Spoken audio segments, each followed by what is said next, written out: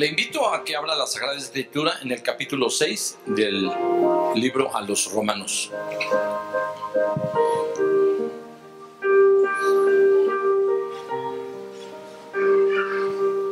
Y vamos a darle lectura a estos primeros versículos. Me refiero a primeros porque de acuerdo a la división que ideó el consejo que determinó señalar la versión Reina Valera 1960, así lo voy a respetar hoy y vamos a darle lectura hasta el versículo 14. Dice así en el nombre de nuestro Señor Jesucristo: ¿qué pues diremos? ¿Perseveraremos en el pecado para que la gracia abunde? En ninguna manera, porque los que hemos muerto al pecado, ¿cómo viviremos aún en él? ¿O no sabéis que todos los que hemos sido bautizados en Cristo Jesús hemos sido bautizados en su muerte? Porque somos sepultados juntamente con él para muerte por el bautismo, a fin de que como Cristo resucitó de los muertos por la gloria del Padre, así también nosotros andemos en vida nueva. Porque si fuimos plantados juntamente con él en la semejanza de su muerte, así también lo seremos en la de su resurrección, sabiendo esto, que nuestro viejo hombre fue crucificado juntamente con él, para que el cuerpo del pecado sea destruido, a fin de que no sirvamos más al pecado. Porque el que ha muerto ha sido justificado del pecado. Y si morimos con Cristo, creemos que también viviremos con él, sabiendo que Cristo, habiendo resucitado de los muertos, ya no muere. La muerte no se enseñorea más de él. Porque en cuanto murió, al pecado murió una vez por todas, mas en cuanto vive, para Dios vive. Así también vosotros consideraos muertos al pecado, pero vivos para Dios en Cristo Jesús, Señor nuestro. No reine pues el pecado en vuestro cuerpo mortal, de modo que lo obedezcáis en sus concupiscencias. Ni tampoco presentéis vuestros miembros al pecado como instrumentos de iniquidad, sino presentaos vosotros mismos a Dios como vivos de entre los muertos, y vuestros miembros a Dios como instrumentos de justicia, porque el pecado no se enseñoreará de vosotros, pues no estáis bajo la ley, sino bajo la gracia. Amén. Gloria a Dios. Hoy vamos a ver esta primera parte, espero que ojalá podamos copar las dos. Hay una cantidad tremenda de comentarios que podemos hacer al respecto. Y hoy quiero comenzar precisamente por este conjunto de diatribas que nuevamente el apóstol Pablo presenta como consecuencia, es decir, la enseñanza que continúa después de lo que se ha venido expresando acerca de la justificación, que como ya vimos nosotros, por medio de la justificación, nosotros tenemos una franca y abierta entrada a la gracia de Dios, hermano, y que se nos especificó que lo hacemos desde el punto donde nos encontrábamos originalmente, que es decir, cuando éramos enemigos, cuando éramos rebeldes, cuando éramos débiles, cuando éramos incircuncisos, cuando éramos impíos, cuando éramos pecadores. Entonces, acuérdese que ya se explicó eso. En ese estado fuimos llamados, pero precisamente para ser cambiados, para ser transformados. Es decir, y cuando Dios nos dio la justificación, Dios ya no está dispuesto a señalarnos, como decía el canto que entonábamos hace un momento. Ya nadie puede señalarnos, nadie puede condenarnos, nadie puede acusarnos, ¿verdad? Porque Jesucristo ha pagado todo por nosotros. Nosotros estábamos ahí. Ahora, ¿por qué el apóstol Pablo, si él hubiera aceptado el concepto de que los creyentes, hermano, una vez justificados, pueden hacer lo que quieran?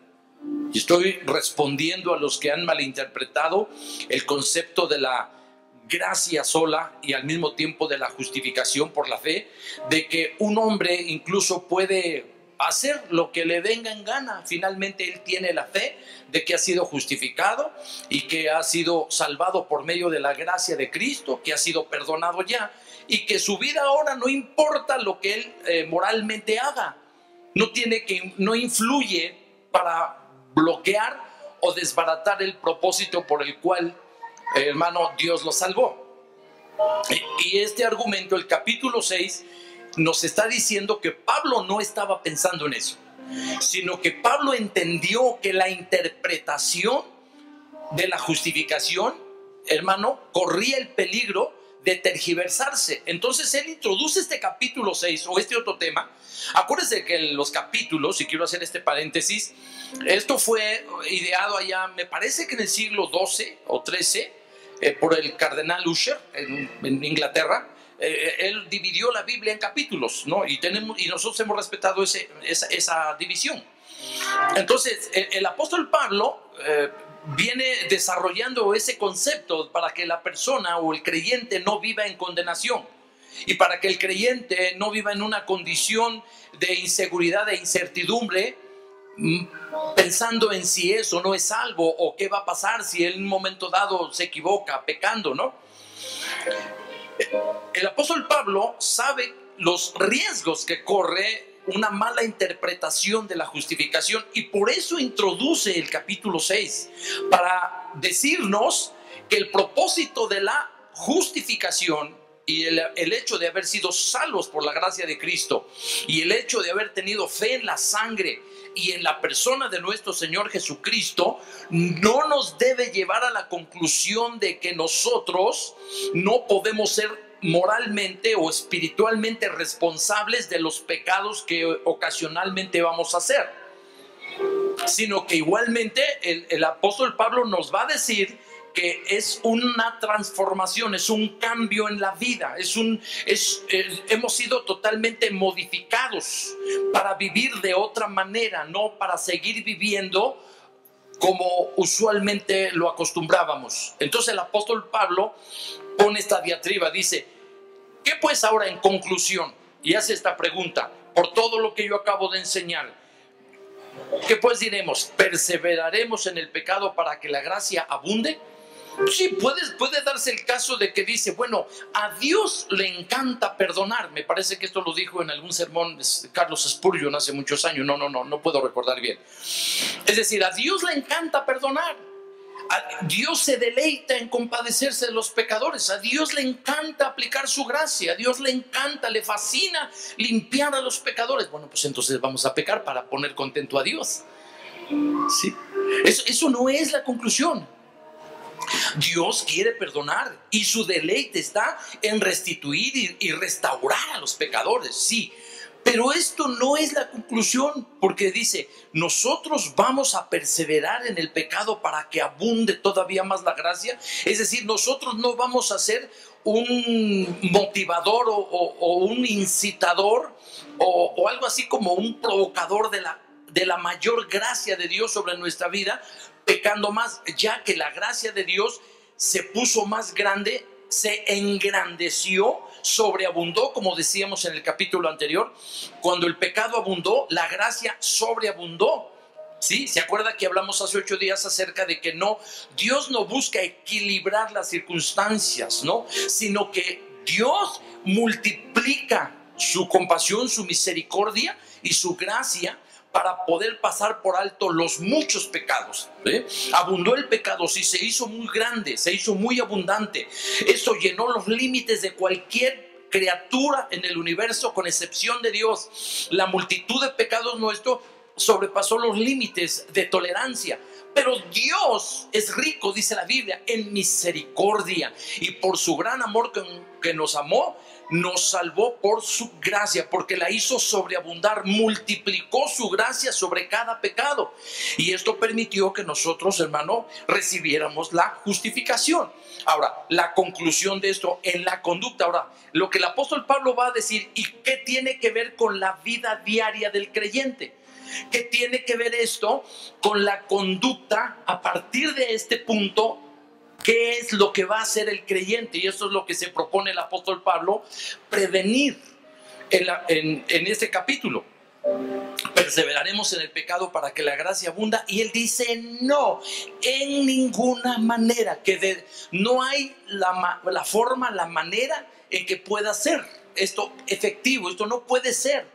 Esto no puede ser una opción. Fíjese, no puede ser una opción. ¿Sabe por qué? Porque la construcción gramatical de este verbo, me parece que es ginoito, me parece que es así. La construcción gramatical nos dice que está en una actitud, en un modo potencial, en un modo, optativo. en un modo cuando unos verbos están en modo optativo, quiere decir que no puede, y tratándose de un auristo negativo, estamos acá hablando acerca de que está usando la partícula no, ¿sí? En ninguna manera, se tradujo en ninguna manera, porque utiliza la partícula me, es un adverbio de negación, dice no, es decir, no puede ser una opción en ninguna manera.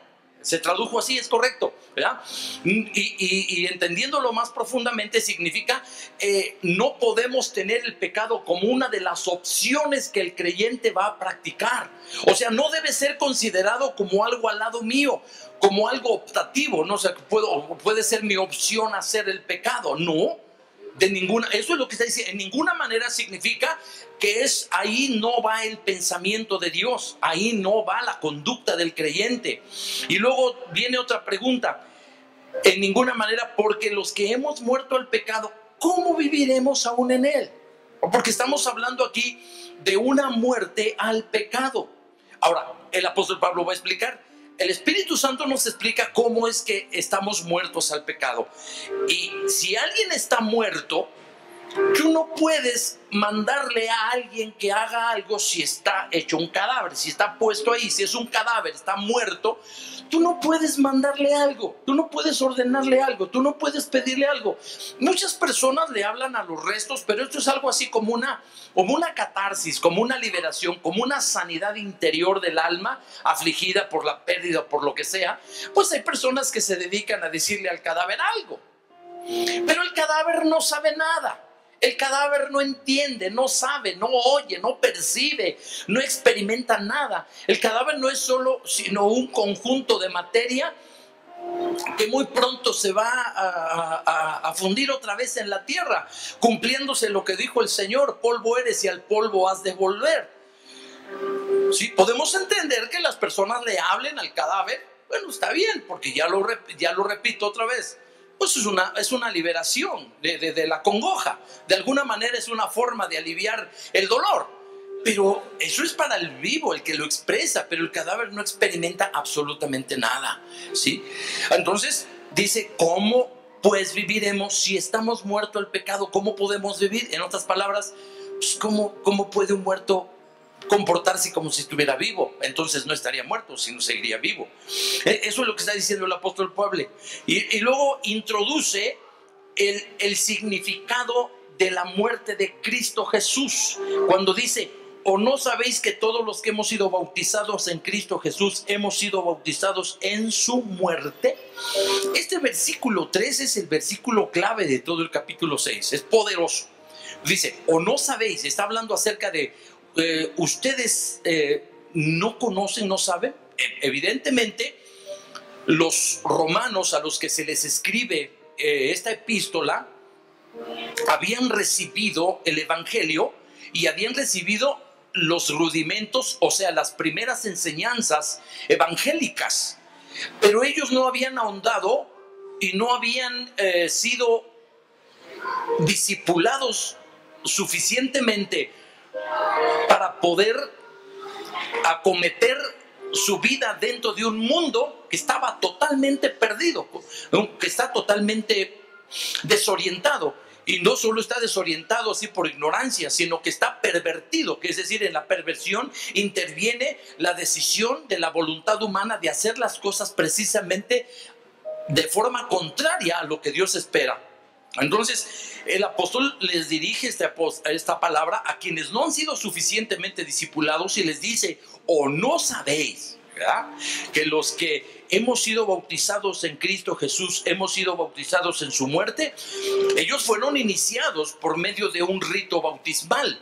Y eso sucede en la gran mayoría de creyentes. Somos iniciados en un rito bautismal, pero no siempre entendemos todo el poder de la significación. O sea, lo que trae esa decisión de ser bautizados. Y aquí quiero hacer un paréntesis para tratar de explicar el asunto del bautismo, ¿no? Los bautizos. La palabra bautizo, o como es en español, viene de baptizos en griego, que es la palabra que ellos utilizaban para sumergir las fibras o los hilos de alguna textura, no sé, lino, algodón, lana, y quizá hasta seda, de sumergirlas en una tintura o pintura, digámoslo así, pero en este caso es en un tinte.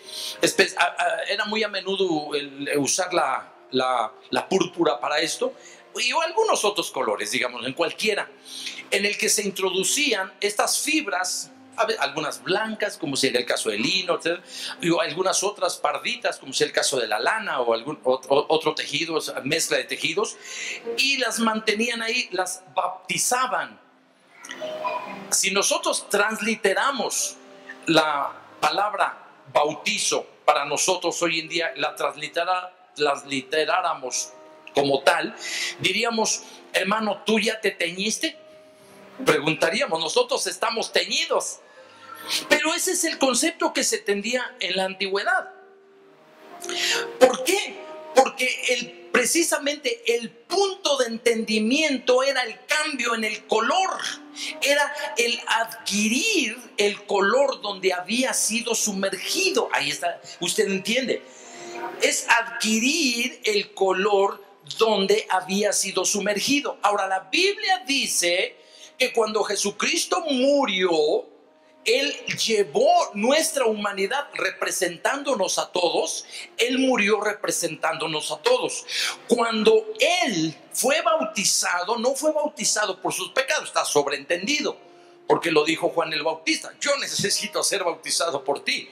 No, pero cuando Él fue el bautismo, fue para conducirnos a todos en el lavamiento de nuestros pecados, ahí en el arrepentimiento. Él nos representó en ese bautismo. Él hizo las cosas por nosotros ahí. Segundo, pero cuando Él murió, a esto también se le llama un bautismo, ¿sí? Es decir, una adquisición. Entonces nosotros, de hecho, adquirimos la condición, o nosotros recibimos la posición, hermano, que Cristo ideó por nosotros. Es decir, adquirimos ese tinte, esa naturaleza, ese cambio, esa transformación. Cuando finalmente, después de un periodo de tiempo de estar ahí sumergida la tela, las fibras, hermano, salían de ahí y se colgaban, o sea, se ponían en una vara más o menos grande, o incluso en una cuerda, para que se secaran, se escurría y se secaba. La apariencia de esas fibras había cambiado, había tomado el tono de aquello en lo cual habían sido sumergidos, y ya no podían cambiar de color. De hecho, ese era el color que se había elegido, y con él ya se confeccionaba la ropa, o se hacía lo que se quisiera hacer: la túnica, la capa, no sé, los calzoncillos y cualquier otra prenda que se hubiera querido hacer, se hacían ya con ese color, porque había sido cambiado. Entonces, ve usted ahí, la Biblia está diciendo que nosotros fuimos bautizados, sumergidos, y tomamos la muerte de nuestro Señor Jesucristo igualmente. Así como Él fue por nosotros a la muerte, en su muerte nosotros también morimos. Y la Biblia dice que morimos al pecado, ¿sí? El asunto del bautismo es señalarnos no tanto la condición de pasar por un rito como exigencia para pertenecer a la iglesia, ¿no? De las muchas maneras que se ha enseñado esto, sino para indicar la nueva situación, la nueva posición del creyente, su nueva condición. Su condición ya no es de estar vivo como lo estaba cuando vivía en el pecado. Ya no está vivo al pecado. Él ya no puede reaccionar a las invitaciones que el pecado le hace. Él ya no puede responder a ese amo, a ese tirano que nosotros teníamos en la antigüedad, y que es el pecado, que en el momento que él tocaba o incitaba nuestros instintos, en ese momento le obedecíamos, ¿sí? Es como aquel que es adicto, hermano, que en el momento que el pecado le dice: ya, en este momento hácese, él va inmediatamente y lo hace, lo obedece. ¿Por qué? Porque su amo es el pecado, vive para el pecado, sirve al pecado, depende del pecado para eso. Pero el que está muerto en Cristo Jesús ya no obedece. ¿Por qué? Porque su naturaleza ha sido cambiada. Su naturaleza, hermano, es diferente. Ha sido transformado, ha sido cambiado, ha sido posicionado en un estado de vida nueva. Entonces, ¿cómo se ilustra esto? Por medio del bautismo. El bautismo que nosotros tenemos nos dice que cuando llevamos a una persona para ser sumergida en ese agua, la situación básica es que nosotros prácticamente llevamos un cadáver espiritual. La persona dice: morí el pecado, Cristo murió por mis pecados, he sido justificado, he sido salvado por la gracia de Dios, y lo que tengo que hacer con esta naturaleza, como está muerta, ¿qué es lo que hacemos con un cadáver cuando ya lo tenemos? Pues lo llevamos a un cementerio, lo llevamos a un lugar donde reposen sus restos. Hoy en día tienen la mala costumbre de incinerarlos, no está bien eso. Pero bueno, eso no lo voy a discutir ahora. Bueno, lo llevamos a un lugar para que esa persona repose donde tiene que estar. Los muertos están en un lugar y los vivos en otro. Es lo que enseña el sentido común. Entonces, lo que nosotros llevamos, hermano, la persona que va al bautismo y entra, ¿qué es lo que lleva? Lleva un cadáver espiritual que tiene que ser sepultado. Sí, y entonces lo que oficiamos nosotros cuando sumergimos completamente a esa persona en el agua, nosotros estamos dejando el cadáver sepultado. Ese es el simbolismo. Dejamos el cadáver ahí. Y inmediatamente cuando sacamos a la persona del agua, esa persona anticipa otra tremenda verdad espiritual, que es la resurrección de entre los muertos. La resurrección de ahora. Dale un buen aplauso, no hágalo, bendito sea Dios. Sí, gloria a Jesucristo. Ahora, nosotros, esa resurrección no tiene que ver con la resurrección postrera, no, es decir, cuando Jesucristo venga por nosotros, no, sino es la resurrección instantánea, ¿verdad? Es la resurrección instantánea por la cual nosotros le declaramos al mundo que andamos en vida nueva. Es decir, nueva vida quiere decir una nueva forma de vivir, una nueva manera de acometer nuestra existencia dentro de este mundo, ¿sí? Y eso es lo que el apóstol Pablo va a recalcar en el versículo 4. Dice: porque somos sepultados juntamente con él para muerte por el bautismo, a fin de que como Cristo resucitó de los muertos por la gloria del Padre, así también nosotros andemos en vida nueva, ¿verdad? ¿Cómo lo recalca la palabra? Por la gloria del Padre.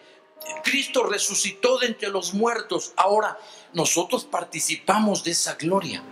¿Sí? Participamos de la gloria porque es el mismo poder. En este sentido, por la gloria o el poder, ¿verdad? En este caso también se puede traducir así: por la gloria o el poder de Dios. También nosotros ahora estamos en una nueva posición. Nuestra circunstancia es diferente. Estamos posicionados dentro del mundo de Dios.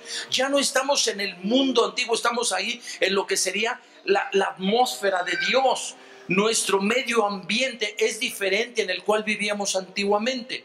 Por eso, hermanos, el evangelio no es una religión, es un medio ambiente donde los creyentes, los cristianos viven. Hay muchas religiones en el mundo y todos los hombres tienen una u otra religión, pero nosotros los creyentes no tenemos religión propiamente dicho. En ese sentido, podemos practicar algo de religión, como dijo el apóstol Santiago, cuando nosotros hacemos obras altruistas, que quiere decir cuando nosotros nos desprendemos de algo, le damos de comer al hambriento, vamos y visitamos al enfermo en el hospital o en la cama, o vamos y visitamos a los presos y procuramos su manutención.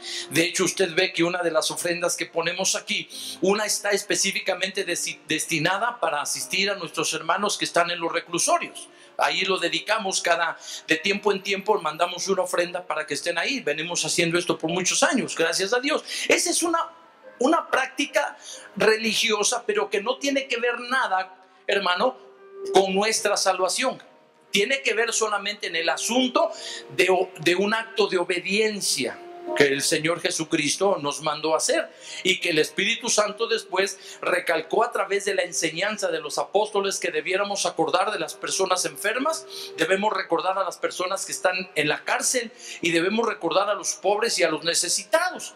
Y nosotros nos desprendemos de algunas cosas, por ejemplo, lo que ustedes dieron para lo que han estado dando para otras personas ahora en los damnificados, y esto último que dieron, hermano, para los damnificados de Morelos. Ya me puse en contacto con la hermana Miriam y le vamos a enviar. No habían llegado ellos de Morelos todavía y por eso no me podían recibir la despensa. Todavía está ahí, ¿verdad? Pero ya en esta semana, gracias a Dios, van a recibir todo lo que ustedes enviaron. Ya nos pusimos en contacto con ellos. Entonces, esos son obras, hermano, que están relacionados de alguna manera con un acto religioso, sí, pero nosotros no vivimos específicamente para eso. Estamos por encima del concepto religioso porque nosotros no tenemos una religión, tenemos un medio ambiente. Es como los peces en el agua. ¿Qué es el agua para los peces? Su medio ambiente, ¿sí? Estamos hablando de los peces en general, ¿no? No estamos hablando de esos peces que luego salen ahí a trotar por la tierra. No, espérese, no se pierda. Vamos a utilizar las analogías en su sentido natural. ¿Ya? ¿Qué es el medio ambiente de un pez? Pues el agua. ¿Qué es el medio ambiente, vamos a decirlo así, de las aves? Pues la mayoría de las aves vuela. Entonces el aire es para las aves, para los insectos voladores. El agua es para los peces y cualquier otro animal del agua. Sí, es para ellos. Pues eso es el evangelio para un cristiano, su medio ambiente. Él va a vivir ahí, y esto lo ha logrado por medio, hermano, de seguir el rito del bautismo. Él murió, sepultamos ese cadáver ahí, él sale del agua, él resucita para vivir una vida nueva con Cristo, por la gloria del Padre, cubierto por la gloria de Dios. En la gloria de Dios tenemos la gracia, tenemos la justificación, tenemos la santificación, tenemos la glorificación y tenemos toda otra serie de bendiciones que dijo el apóstol Pablo en Efesios capítulo 1 versículo 3: bendito sea el Dios y Padre de nuestro Señor Jesucristo, que nos bendijo con toda bendición espiritual en los lugares celestiales en Cristo, según nos escogió en Él, ¿verdad? Para que fuésemos santos y sin mancha delante de Él, en amor, habiendo sido predestinados para ser adoptados hijos suyos por medio de Jesucristo, en quien tenemos redención por su sangre, el perdón de pecados según las riquezas de su gracia. Y así todos esos versículos hasta que termina el capítulo 1 de Efesios.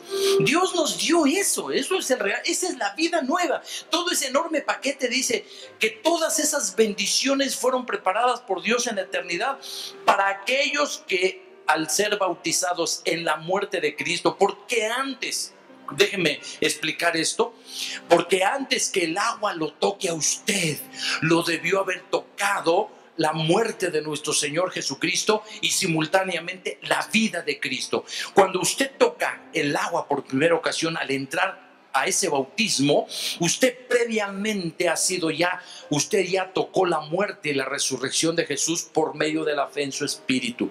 Esto es algo hecho en la eternidad. Usted ya entró a ese medio, y lo único que usted tiene que hacer es hacer público, hermano, a todos los hombres, al mundo, un testimonio de incorporación al cuerpo de Cristo en la iglesia, y tiene que darle un testimonio a los principados y potestades, a las huestes espirituales de maldad de los cielos, de que usted, hermano, ha sido elegido por la gracia de nuestro Señor Jesucristo y no hace otra cosa sino obedecer aquello que Dios determinó que se hiciese para testimonio a todos, a ángeles y a hombres, a Dios y a nosotros mismos. Somos un testimonio de que hemos cambiado. Ese es el concepto de bautizos, ¿sí? El cambiar de color, en pocas palabras. Ahora continúa el versículo 5 diciendo: porque si fuimos plantados juntamente, veo la argumentación, con Él en la semejanza de su muerte, así también lo seremos en la de su resurrección. ¿Sí? Si fuimos plantados juntamente con Él, si hubo una obra de hacer las cosas tal como Él la hizo, pues análogamente, de la misma manera que Jesucristo resucitó, de la misma manera nosotros resucitaremos. Y ahorita ya cambió el tono, ahora está hablando del alcance del alcance de la resurrección, que comienza con una nueva vida, pero que se consuma, hermano, en la transformación también de nuestros cuerpos, que se le llama la glorificación, ¿sí? Como dice Colosenses, porque nosotros seremos transformados, glorificados cuando Cristo venga, porque este cuerpo nuestro será transformado por el mismo poder con el cual Dios transformó el cuerpo de Cristo en el sepulcro cuando fue resucitado. Eso es lo que dice Colosenses. Eso es lo que dice. Nuestro cuerpo será semejante al cuerpo de Cristo.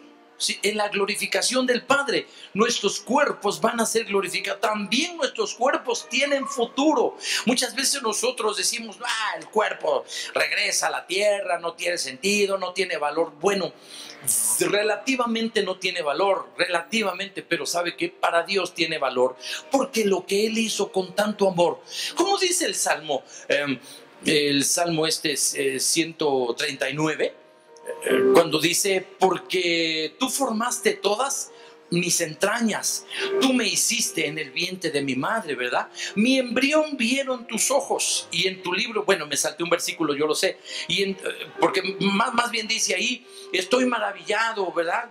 Y mi alma lo sabe muy bien, y dice, no fue escondido de ti mi cuerpo, bien que fui entretejido en lo más profundo de la tierra, y mi embrión ya vieron tus ojos, y todas estas cosas me maravillan, me llenan de impresión. Tal conocimiento es demasiado grande, no lo puedo entender. Eso dice el Salmo 139. Entonces, ¿qué quiere decir? Que Dios, hermano, si usted me lo permite, está entretejiendo el cuerpo nuevo, vamos a decir. Él se dispone a transformar eso que nosotros pusimos en la tierra. Dios, en lo más profundo de la tierra, ahí donde fueron nuestros minerales corporales, Dios está entretejiéndolo otra vez para traerlo a la resurrección por medio de su gloria eterna. Bendito sea el Señor. Aún el cuerpo nuestro no está perdido, va a ser transformado en la venida de nuestro Señor Jesucristo. Seremos transformados, dice la Biblia. Los cuerpos que están en el mar, los que fueron incluso incinerados, o los que están, hermano, desmembrados, esos cuerpos serán reunidos, porque Dios va a manifestar el siguiente milagro que Dios va a manifestar después de la resurrección de Jesucristo de entre los muertos. Será la resurrección de los muertos en Cristo Jesús. Nuestros cuerpos tienen valor a los ojos de Dios. Nuestros cuerpos también tienen valor, y Dios les ha dado promesa que un día de ahí del polvo nos levantaremos glorificados. Bendito sea Dios. Eso es lo que dice la analogía. Como morimos con Cristo, tenemos la garantía. Usted y yo tenemos la garantía de asumir una identidad parecida al cuerpo de nuestro Señor Jesucristo. Para no hablar al aire, déjeme ir a Colosenses. Bien, estaba equivocada la cita, es Filipenses 3, no es Colosenses, perdón, es Filipenses 3. Ok, y dice aquí esta palabra así, dice, mire, Filipenses 3:20 dice, mas nuestra ciudadanía está en los cielos, de donde también esperamos al Salvador, al Señor Jesucristo, el cual transformará el cuerpo de la humillación nuestra para que sea semejante al cuerpo de la gloria suya, por el poder con el cual puede también sujetar a sí mismo todas las cosas. Si ese es poderoso, el cual transformará mi cuerpo, el cuerpo de mi humillación, para que sea semejante al cuerpo de la gloria suya, con ese mismo poder que Cristo Jesús, que fue resucitado por la gloria del Padre. Es un texto paralelo con Romanos, es Filipenses, perdón, no lo había dicho bien. Ok, continuamos. Ahora dice, sabiendo esto, versículo 6, que nuestro viejo hombre fue crucificado juntamente con él para que el cuerpo del pecado sea destruido, a fin de que no sirvamos más al pecado. Porque el que ha muerto ha sido justificado del pecado. Estos dos versículos nos van a decir lo siguiente: ¿cómo debemos considerarnos nosotros? Bueno, siempre tomando la semejanza de Cristo. La regla es, bueno, y aunque esto parece ridículo, porque se ha convertido en una situación a veces ya de chiste, y debemos ser muy respetuosos de lo que oímos a veces o vemos en alguna cinta cinematográfica, ¿no? Pero fíjese que fue una constante en los antiguos cristianos, hermanos, y fue una regla decir: ¿qué haría Cristo cuando se enfrentara a una situación embarazosa dada? Siempre los antiguos cristianos, estamos hablando de antiguos cristianos de hace muchas décadas, decían: ¿qué haría Cristo? ¿Qué haría Jesús? ¿Sí? Yo sé, hay en la primera película de los Transformers, el Witwicky, si se acuerda de ese tipo, le dice a su profesor: maestro, ¿qué haría Jesús? O sea, es una forma chusca y quizá ya irreverente de tratar esta regla cristiana antigua que se seguía, y decir, ante una situación difícil, ¿qué haría Jesús al respecto? Entonces, exactamente es lo que nos está diciendo aquí: siempre mostrar nuestra semejanza con Cristo, siempre ajustar nuestra persona. Si Cristo ya nos resucitó y nosotros estamos en vida nueva, pues evidentemente ya no vamos a vivir conforme al modelo nuestro viejo hombre, porque ahora se introduce una nueva circunstancia, un nuevo modelo de considerar las cosas. No solo está muerto, sino más aún está crucificado. ¿Sí? Por eso el apóstol Pablo dice ahí a los corintios: con Cristo estoy juntamente crucificado, y ya no vivo yo, mas vive Cristo en mí, y lo que ahora vivo en la carne, lo vivo en la fe del Hijo de Dios, el cual me amó y se entregó a sí mismo por mí. Es lo que dice, ¿no? Ahora, él está diciendo aquí el mismo pensamiento: yo estoy crucificado, nuestro viejo hombre está crucificado. Entonces, cuando el pecado llegue a demandar de nosotros la obediencia, ¿cómo podemos nosotros obedecer si estamos crucificados, muertos y crucificados? ¿Sí? Eso es lo que está diciendo. Hay un cadáver colgado de una cruz juntamente con Cristo.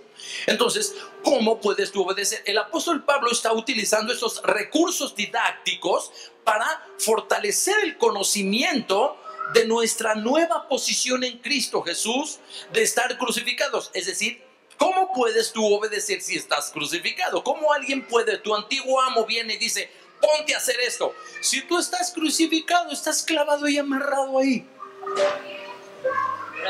Dos cosas poderosas: estás muerto y estás crucificado. Nadie te ha bajado de la cruz.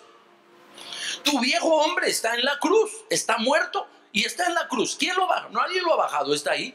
Usualmente, fíjese, los romanos no permitían que las personas crucificadas fueran bajadas de la cruz, salvo excepciones.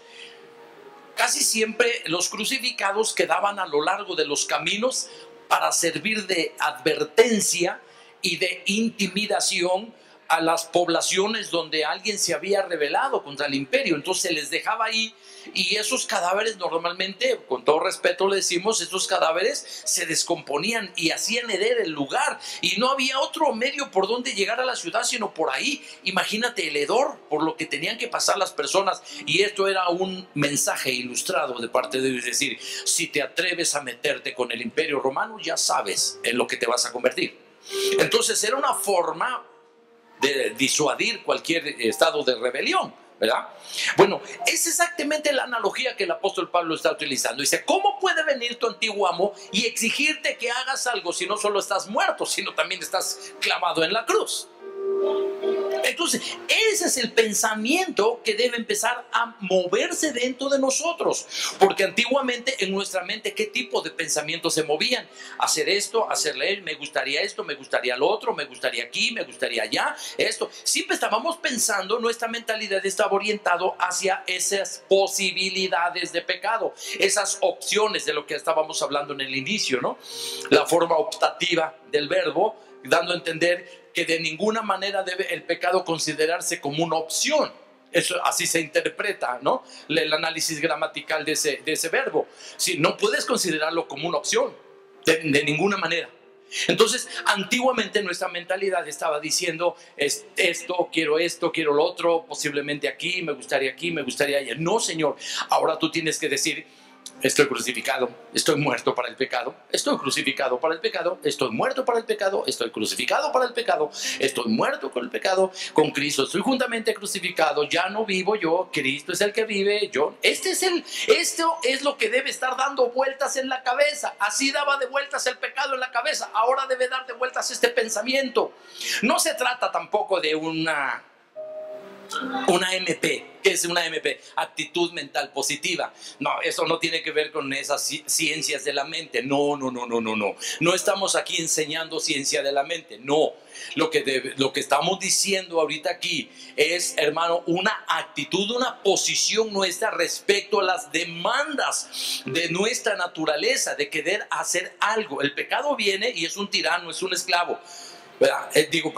Y nosotros éramos sus esclavos y demanda. Pero entonces, ¿qué debemos nosotros hacer? Simple y sencillamente rechazarlo, porque eso es lo que dice la palabra. Porque el que ha muerto ha sido justificado del pecado, dice el versículo 7 al final. El que ya se murió fue justificado del pecado. Es como haber pagado una condena. Sí, una persona que fue ejecutada por causa de un delito, pues ya no se le sigue demandando, porque por medio de la ejecución o de la purga de una condena se pagó aquel delito, fue pagado ante la ley. Entonces, si alguien fue ejecutado, ya no se le debe seguir demandando. Sí, eso ya quedó concluido, es un asunto cerrado, caso cerrado. Dice versículo 8, y si morimos con Cristo, creemos que también viviremos con Él. Sí, porque precisamente al resucitar el de los muertos, resucitó asumiendo su vida original. Jesucristo nunca dejó de ser Dios. Aún estando en su cuerpo de carne, Jesucristo nunca dejó de ser Dios. Por ahí alguien puede extraviarse y decir, bueno, Él volvió a asumir su función de Dios. No, Él nunca dejó de ser Dios. Él se vació y renunció a sus prerrogativas de Dios, toda su glorificación y todo eso que quiera. Pero muchos hombres no pudieron evitar y le rindieron honor y culto. Y aún Él no lo pudo evitar porque es Dios. Entonces, pero vamos, Él no usó sus poderes, vamos a decir, como Dios, sino utilizó, hermano, el recurso que Dios ha dado para ejecutar su voluntad, que es la presencia del Espíritu Santo en la vida, que es el Paracletos divino, es decir, el asistente especializado que nos va a dirigir en todo lo que nosotros vamos a hacer a lo largo de nuestra existencia. Como resultado de eso, nosotros vamos un día a vivir como Él vive ahora. ¿Sí?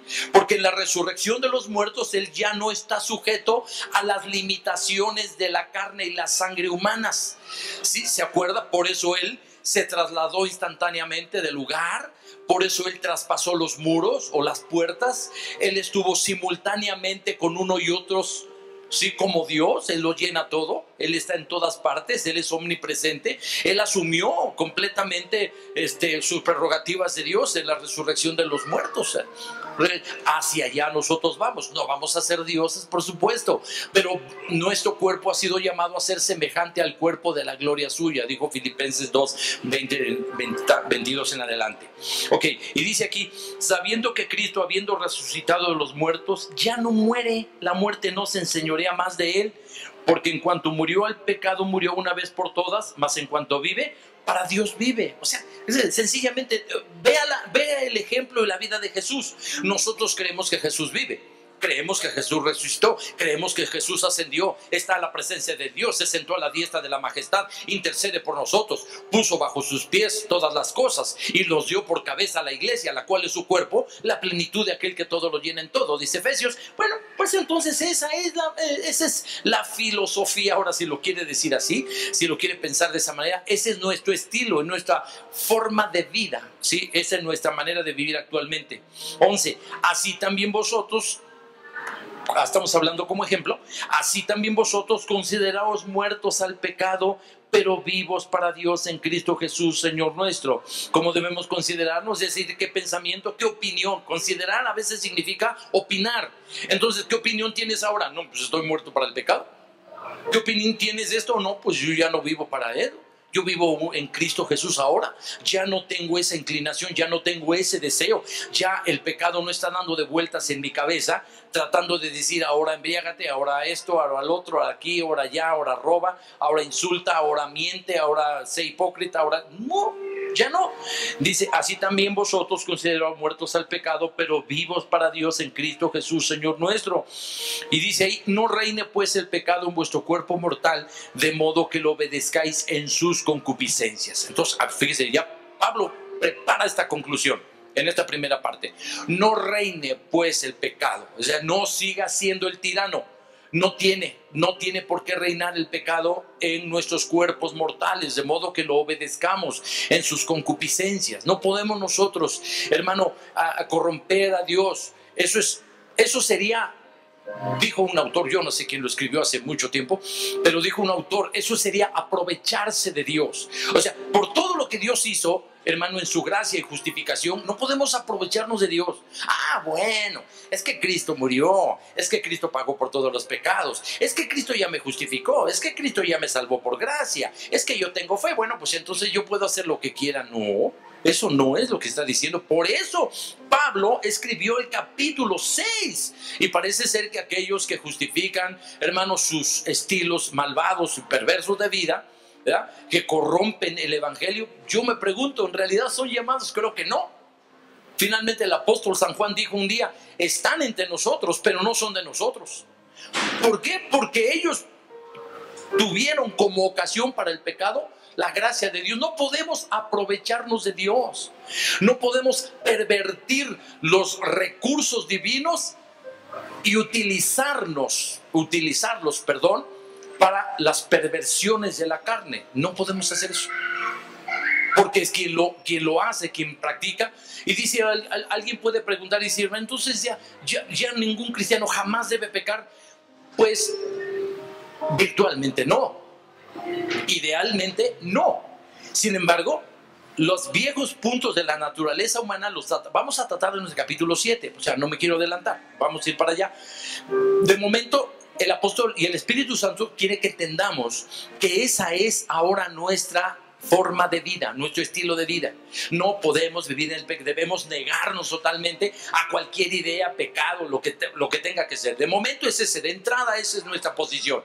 Lo otro lo vamos a explicar después, pero ahorita en este momento vamos a hablar de lo que es el pecado en la vida del creyente, pero eso lo vamos a ver hasta el capítulo 7, no ahora, ¿sí? Entonces, lo primero que tenemos que hacer es, usted ha sido bautizado en la muerte de Jesús, usted ha muerto para el pecado, usted está crucificado juntamente con Cristo y usted tiene ahora una nueva vida. ¿Por qué? Porque así como cuando usted sale del agua, tiene agua por todo el cuerpo, dice la Biblia que estamos revestidos de Jesús, revestido, así como usted está empapado de agua, así usted sale empapado de Cristo Jesús, sale del bautismo. Eso es lo que significa también. Usted sale teñido de Jesús. Hace un rato le hablé de la paráfrasis, ¿no? Vamos a parafraseando. Ya no digamos salgo bautizado, salgo teñido. O sea, mi apariencia cambió, mi modelo cambió, mi estilo cambió, mi forma de ver las cosas ha cambiado. Eso es lo que quiere decir. Y continúa. Ni tampoco presentéis vuestros miembros al pecado como instrumentos de iniquidad, sino presentaos vosotros mismos a Dios como vivos de entre los muertos y vuestros miembros a Dios como instrumentos de justicia, porque el pecado no se enseñoreará de vosotros, por no estás bajo la ley, sino bajo la gracia. ¿Qué es lo que está haciendo el apóstol Pablo aquí? Equipando al creyente, discipulándolo de una manera más completa, y equipándolo, vuelvo a repetir, equipando su mente, equipando su alma, todo lo que tenga que ver, su intelecto, su actitud, sus sentimientos, equipándolo para poder responder en el momento que sea incitado al pecado. Eso es lo primero que tenemos. El capítulo 6 es para equiparnos, para darnos los recursos y los elementos con los cuales nosotros vamos a acometer nuestra existencia en este mundo nuevo. Bendito sea Dios. Así es. Póngase de pie y vamos a dar gracias al Señor.